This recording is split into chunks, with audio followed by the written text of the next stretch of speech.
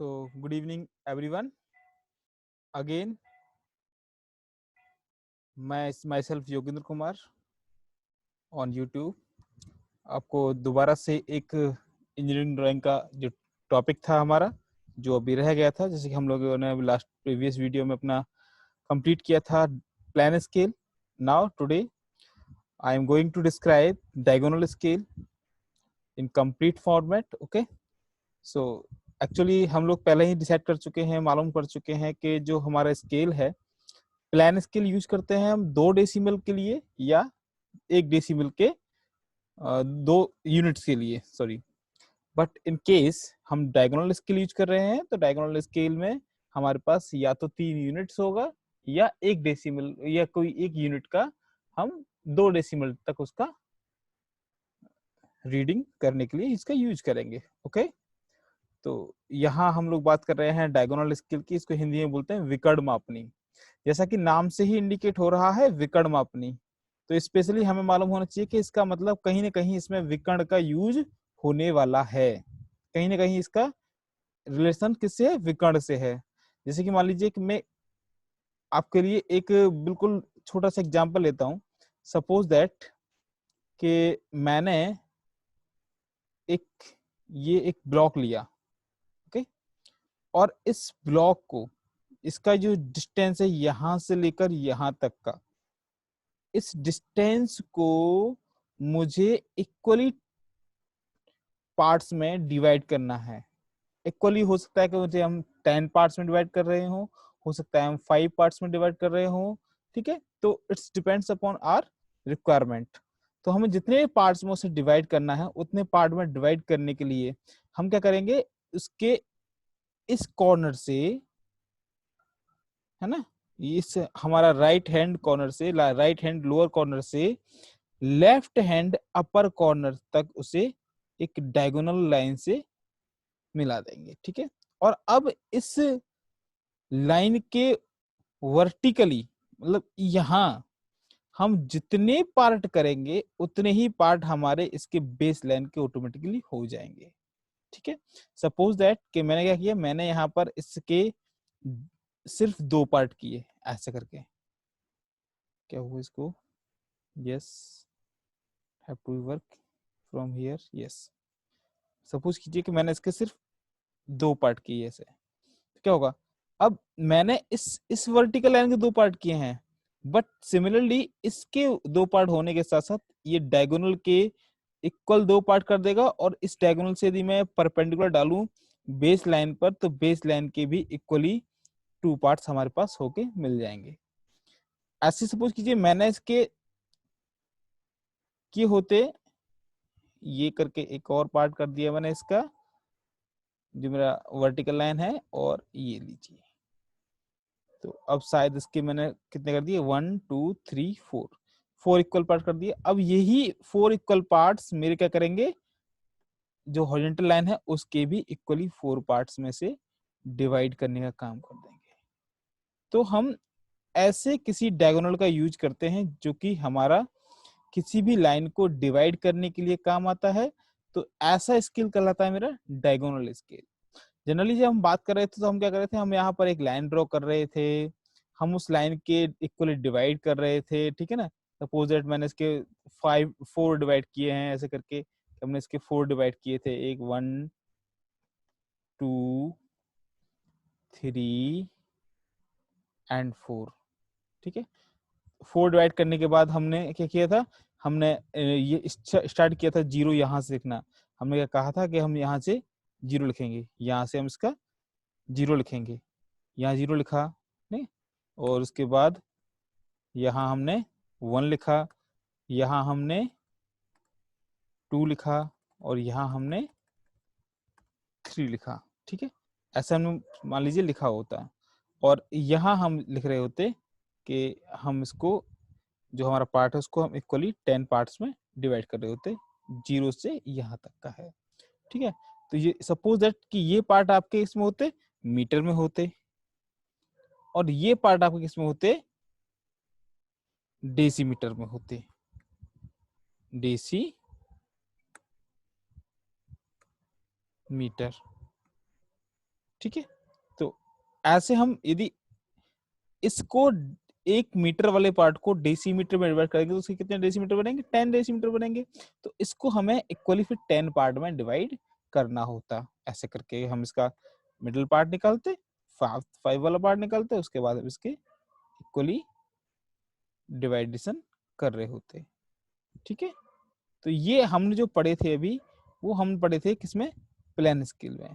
But अब यदि मैं आपसे कहूं कि इस छोटी सी डिस्टेंस का, इस छोटी सी डिस्टेंस का जो अभी आपने यूज किया है, इस छोटी सी डिस्टेंस का,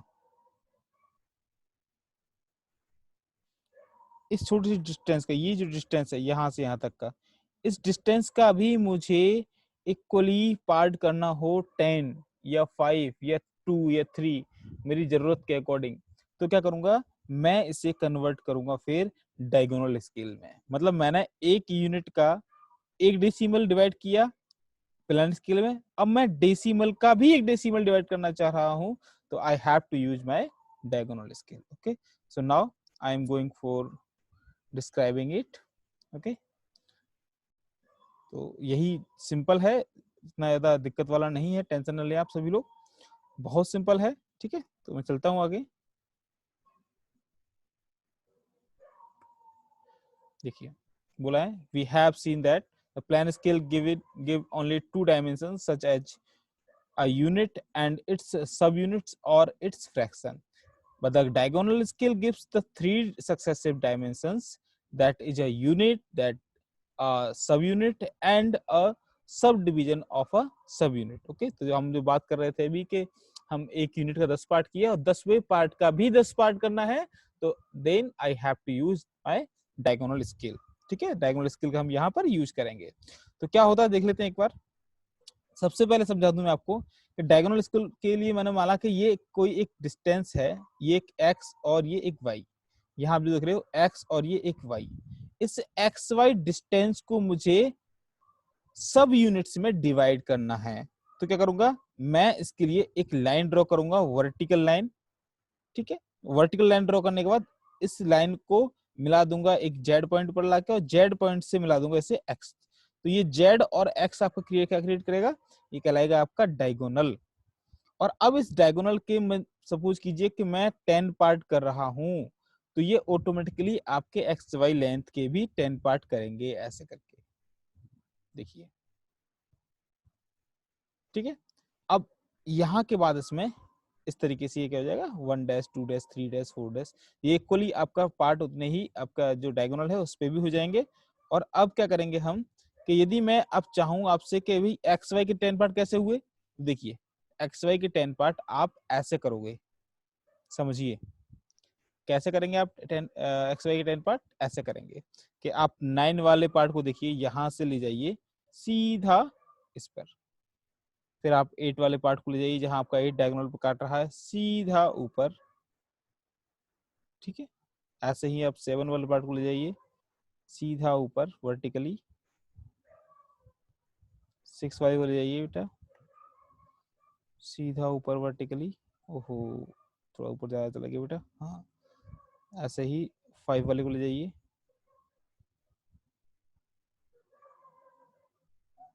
फिर 4 वाले को,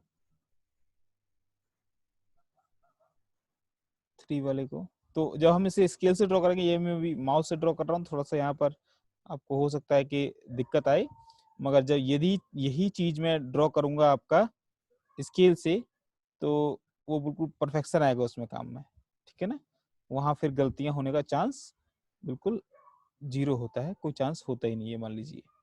ठीक है, तो अब देखिए, अब मैंने इस डायगोनल की हेल्प से, इस डायगोनल की हेल्प से मैंने इस एक्स वाई लाइन के 10 इक्वल पार्ट डिवाइड कर दिए, जबकि मैंने क्या किया था, मैंने वर्टिकल लाइन के 10 पार्ट किए थे हॉरिजॉन्टल के 10 पार्ट पाने के लिए। ठीक है, तो यहाँ मैंने वही चीज आपको यहाँ पर इंडिकेट कर दिया है कि हम कैसे 10 पार्ट्स में डिवाइड कर पाएंगे। ठीक है, तो अब इसके लिए हम एक का कोई न्यूमेरिकल प्रॉब्लम लेते हैं। तो प्रॉब्लम लेने के लिए चलिए हम आगे चलते हैं, थोड़ा सा ड्राइंग क्लियर कर देता हूँ मैं जो भी आपका है यहाँ पर, क्योंकि वो क्लियर करना जरूरी है, नहीं नेक्स्ट पेज पे आपको दिखाई देगा।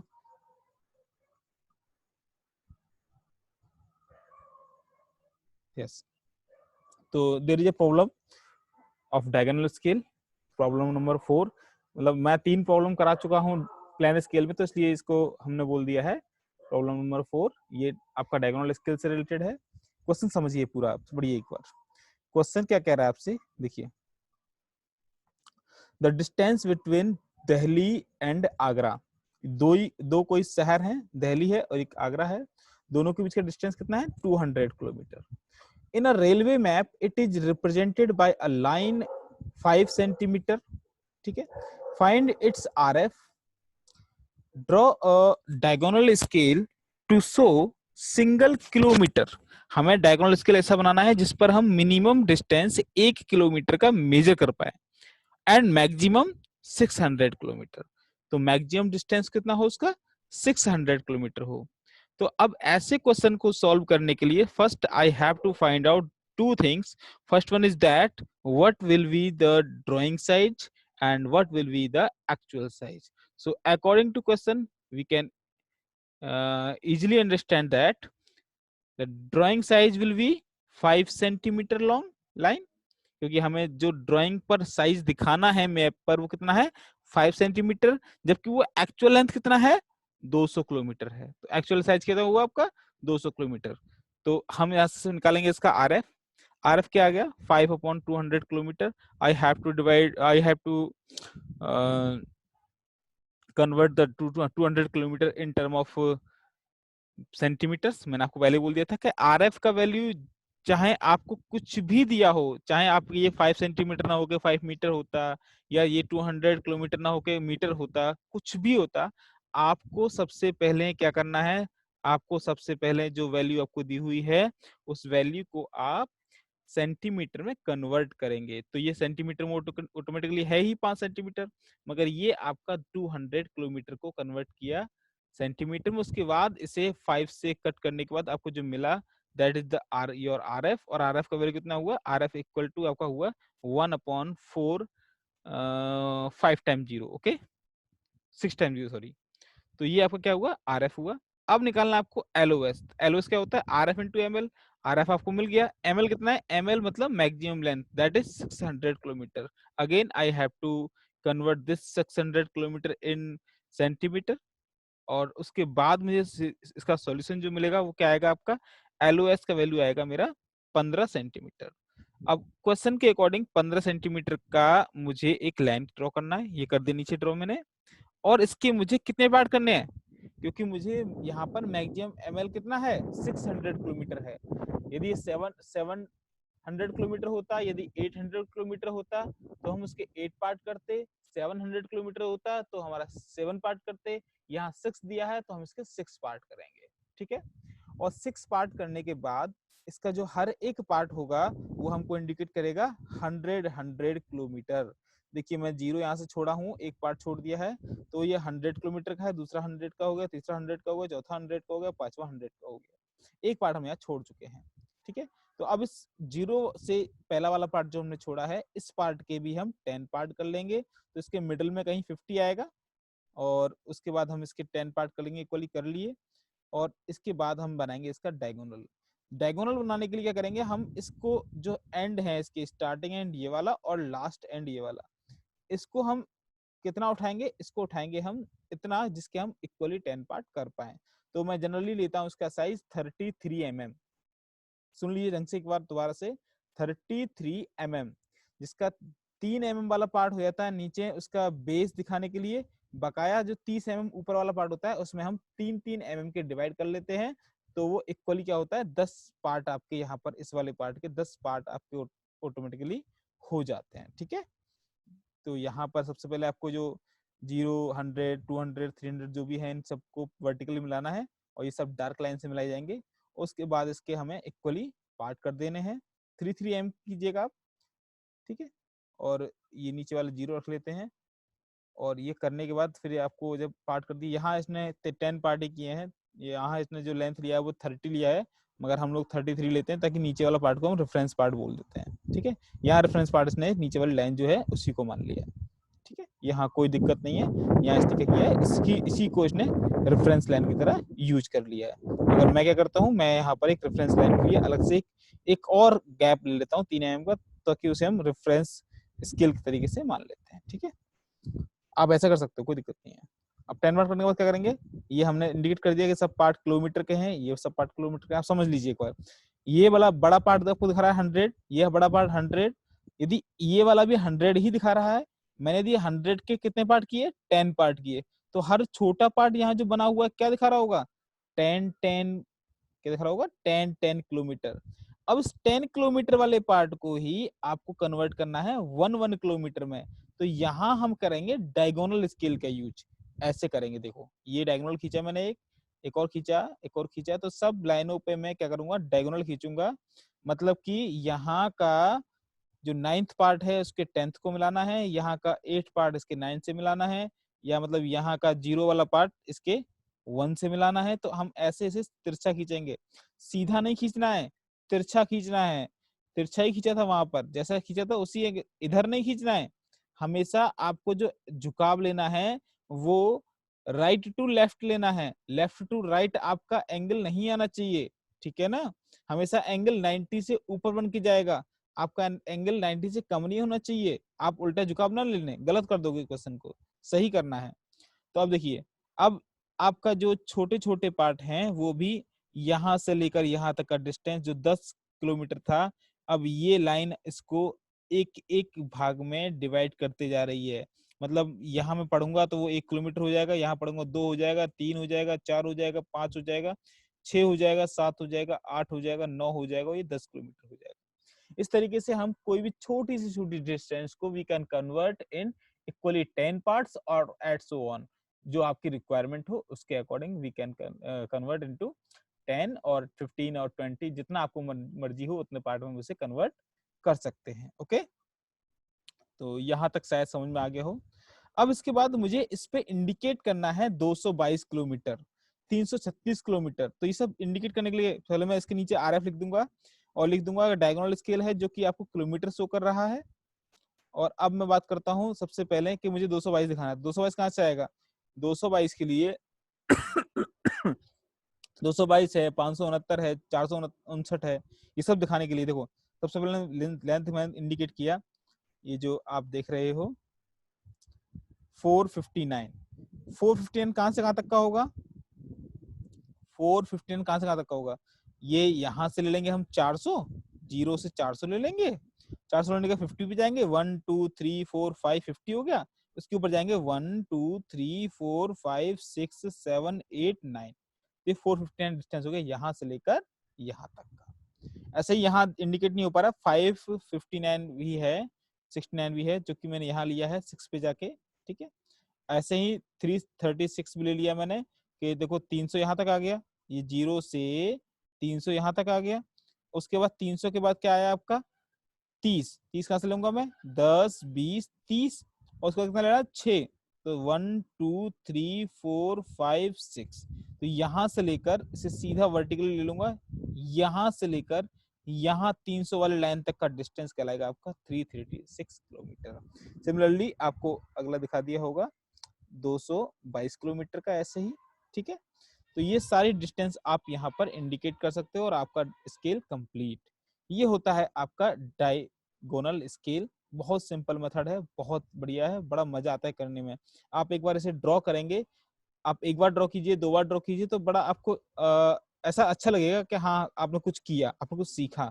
अदरवाइज होता क्या है कि बच्चे सिर्फ आपका कर लेते हैं बोर्ड से और बना लेते हैं, तो उसमें क्या होता है, इसमें बस सिर्फ ये होता है कि हमें समझ में आया ही नहीं जी हमने किया क्या था। क्वेश्चन को पढ़ के यदि आपने बनाना सीखा है तो आप ड्राइंग सीखे हैं, अदरवाइज आप ड्राइंग नहीं सीख पाए। ठीक है, तो ड्राइंग को सीखने के लिए आपको ये ऐसा करना पड़ेगा। अब चलते हैं एक और क्वेश्चन लेते हैं, क्वेश्चन नंबर 5। तो एक क्वेश्चन नंबर 5 कह रहा है कि a rectangular plate of land, इसका जो रेशियो है कुछ दिखा रहा है, one land measuring 1.28 hectare is represented on a map bye a similar rectangle of, मैं ऐसे थोड़ा सा नीचे ले लेता हूँ, ठीक है, ताकि उसे इसमें दिक्कत ना हो इंडिकेट करने में। यस, यहाँ ले लिया मैंने। ओहो, ये इसी में यहाँ लेता हूँ,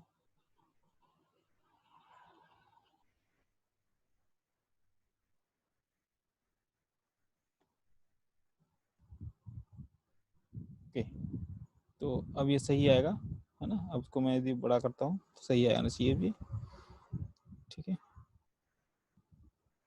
हाँ, आ गया। A rectangular plot of land measuring 1.28 hectare is represented on a map by a similar rectangle of 8 square centimeter।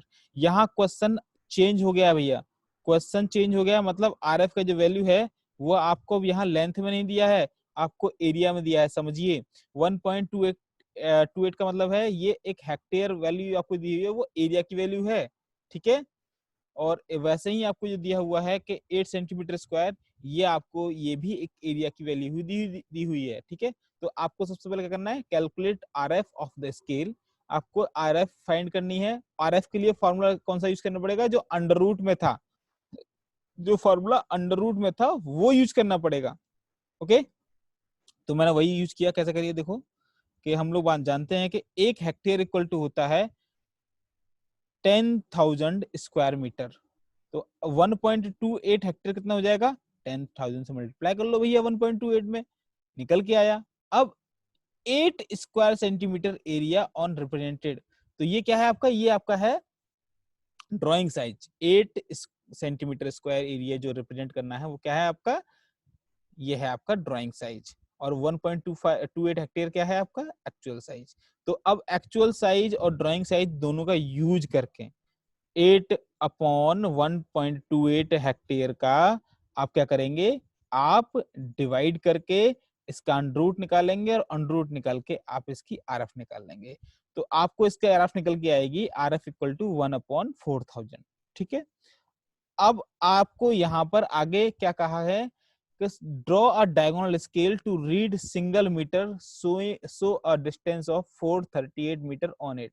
यहाँ पर कहीं नहीं कहा गया है वही ये 438 मीटर को आपको दिखाना है, मगर यहाँ ये कहीं नहीं कहा गया है कि ये इसका एमएल कितना होगा, मैक्सिमम लेंथ कितना होगा। जब मैक्सिमम लेंथ आपको प्रोवाइड नहीं कराया हुआ है तब आप मैक्सिमम लेंथ एज्यूम कर लोगे, और एज्यूम करोगे ऐसा जो कि सूटेबल हो आपका पार्ट से, इससे इसकी वैल्यू से थोड़ा सा ज्यादा हो। 438 से ज्यादा मतलब 500 हो, 600 हो, 700 हो, ये आपका क्या हो जाएगा, एमएल मान लेंगे। तो यदि आप एमएल मानते हो 600 मीटर, ठीक है, तो 600 मीटर एमएल मानने के बाद आरएफ इंटू एमएल करेंगे तो आपको लेंथ निकल के आएगा 15 सेंटीमीटर एलओएस का। अब एलओएस का लेंथ निकला है 15 सेंटीमीटर। अब क्या करोगे आप, 15 सेंटीमीटर लाइन खींचा आपने, ये अब इसके आपको कितने पार्ट करने हैं, 600 माना है आपने, अगेन 600 माना है आपने एमएल। जब 600 एमएल माना क्या करेंगे आप, इसके 6 पार्ट करेंगे।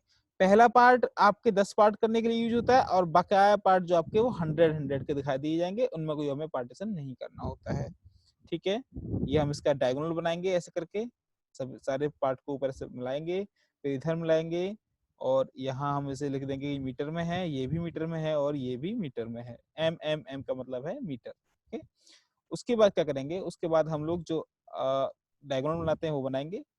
डायगोनल में सारे डायगोनल मिला देंगे जैसे हम लोग मिला रहे थे। याद रहे हमेशा डायगोनल का जो इंक्लिनेशन है वो लेफ्ट राइट टू लेफ्ट हो, लेफ्ट टू राइट ना हो, ठीक है। अब हमें जो भी इस पर रिप्रेजेंट करना है 438, तो 0 से 400 आ जाएगा। 38 कहां से आ जाएगा, 0, 10, 20, 30 और 8 ऊपर, 1, 2, 3, 4, 5, 6, 7, 8, ओके। तो ये आपका डिस्टेंस कितना हो गया, 438 मीटर्स, ओके। नाउ अगेन मैं क्वेश्चन एक और ले लेता हूँ, सिंपल क्वेश्चन है ये वाला। Draw diagonal scale of RF 1/2.5। यहाँ आरएफ को दे दिया है, आरएफ आपको निकालनी नहीं है।